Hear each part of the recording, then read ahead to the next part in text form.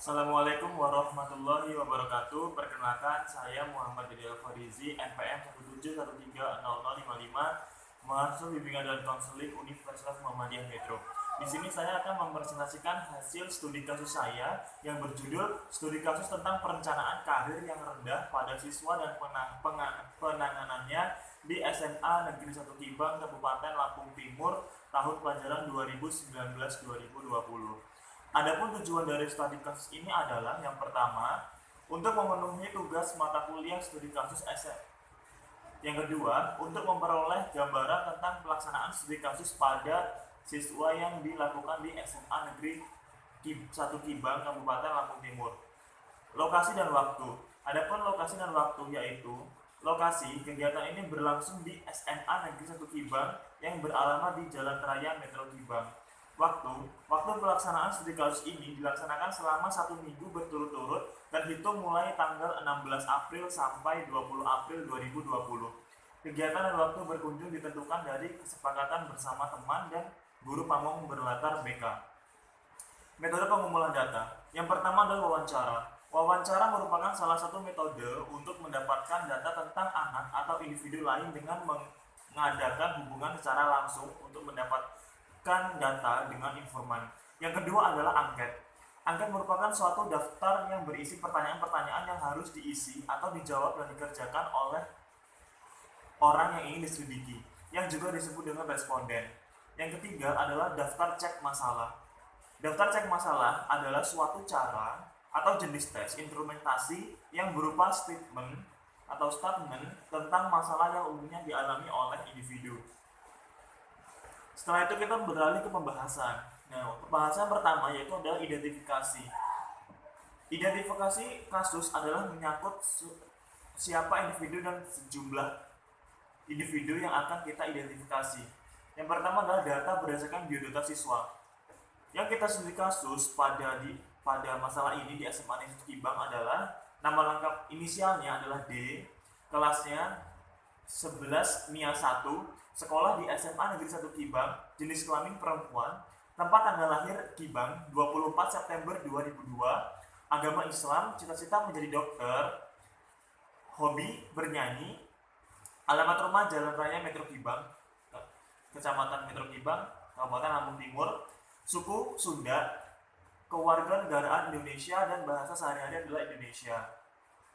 Keadaan jasmani dari konseli yang saya selidiki adalah tinggi badan 161 cm, berat badan 50 kg, warna kulit sawo matang kecoklatan, warna rambut hitam, bentuk muka bulat.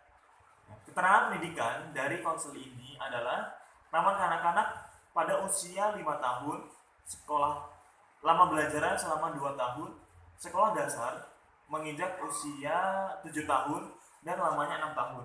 Keterangan keluarga, ayah kandung, nama inisialnya adalah S, agama Islam, umur 50 tahun, pendidikan terakhir SMA, pekerjaan sebagai PNS, alamat Jalan Raya Metro Kibang, suku atau kewarganegaraan adalah Sunda atau Indonesia.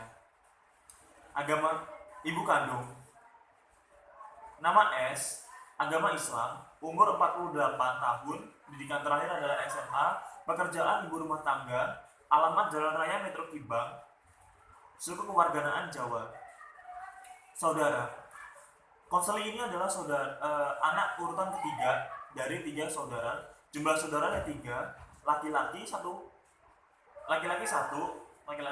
saudara kandung, perempuan 1, kakak kandung.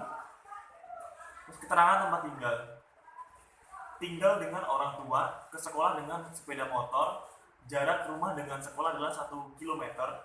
Dan keterangan kesehatan, penyakit yang pernah diderita tidak ada. Fasilitas belajar dan pendukung, yang pertama adalah kelengkapan belajar. Buku paket tidak lengkap, buku catatan lengkap, ruang belajar punya.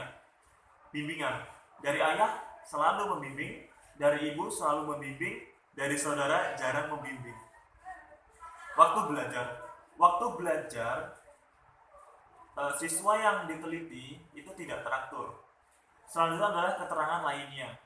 Ekspresi wajah ceria, kerapian cukup dan perlu ditingkatkan, suara pelan dan sedang. Tipe pergaulan adalah kelompok. Kegiatan di luar sekolah tidak ada. Yang selanjutnya adalah kita akan membahas mengenai identifikasi masalah. Adapun karakteristik dari yang dijabarkan sebagai berikut. Peserta didik tersebut tidak percaya diri dalam menyusun cita-cita. Yang pertama adalah malas, terus kesulitan dalam belajar karena kurangnya fasilitas lengkap belajar dan waktu belajar yang kurang teratur. Keseringan banyak bermain dan kehidupan keluarga yang kurang komunikasi dengan ekonomi rendah.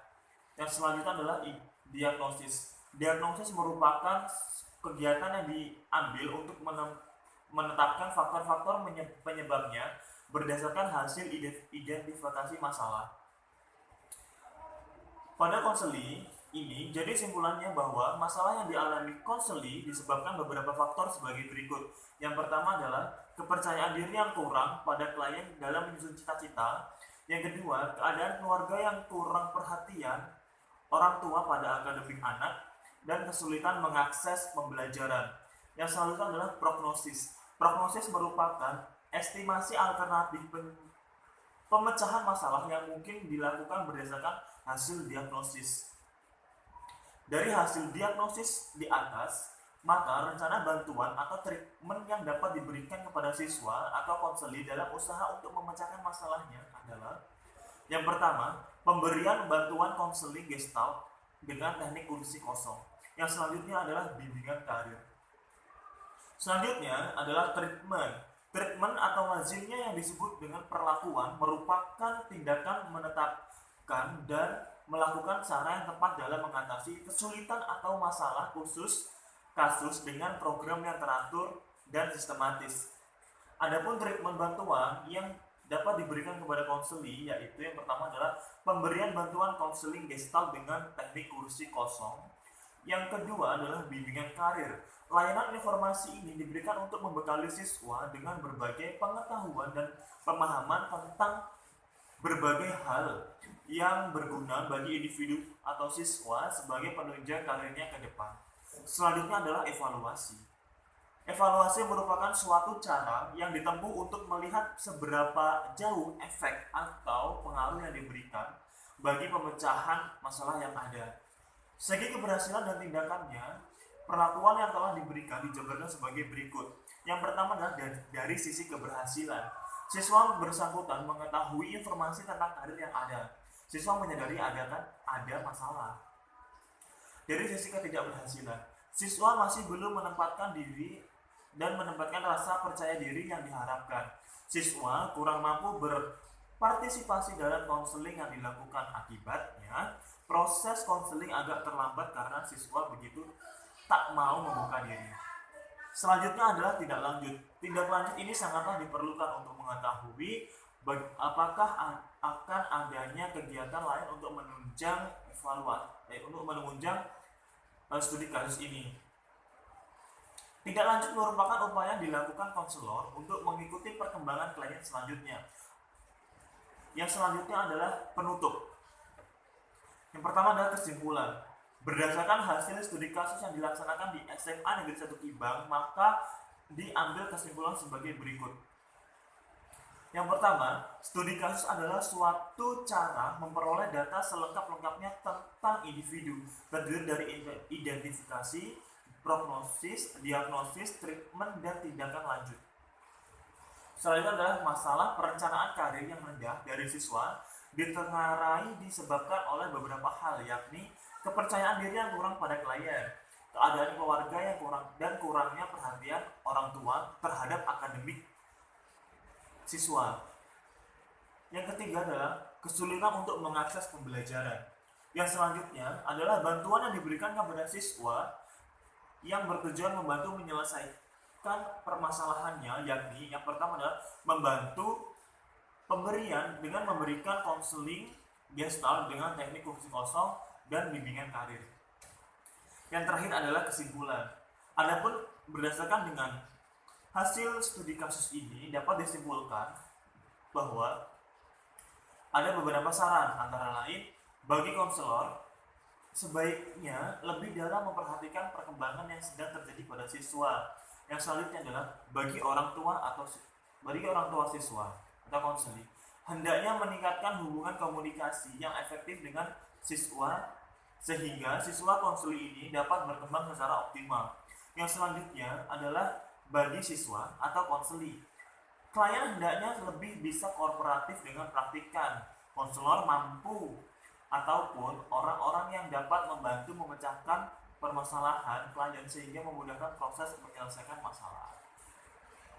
Mungkin hanya itu saja presentasi hasil studi kasus yang saya lakukan di SMA Negeri 1 Kibang, Kabupaten Lampung Timur terhadap siswa yang berinisial D tersebut, dan saya akhiri. Assalamualaikum warahmatullahi wabarakatuh.